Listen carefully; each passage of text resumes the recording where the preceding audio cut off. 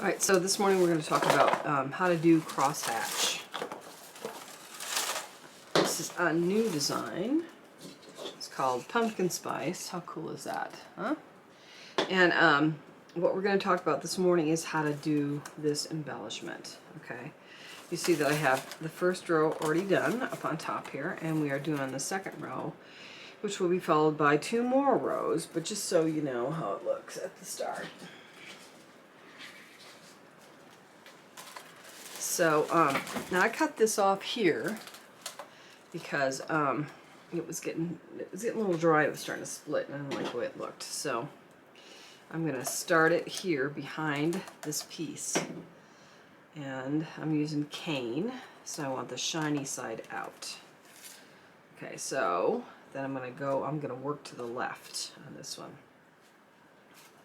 I want to make sure that I am not twisting it. So it does behoove you to not have a super long piece here.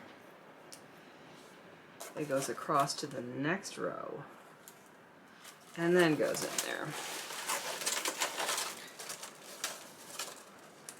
See if I can get that. Oh, good, I got lucky.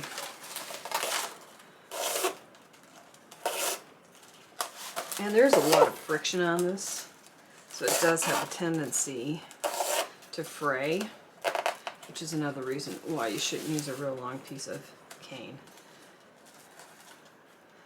Okay, so then I'm going to come up to, yep, must be early. And this is a little bit long and it's starting to fray already, so I'm going to cut that down. So it's every other one, and you can use either an awl to open this up, or you can use a weave right. Either one works fine. You're just giving yourself a little bit of space to pull that through. Okay, and then I'm going to come back down to this one.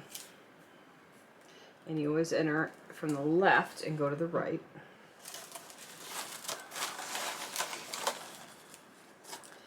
And if you don't have enough room, or you need to feel where it goes in because you're not looking at the inside of the basket, using an awl works really good. Just to kind of feel it and open up that hole a little bit.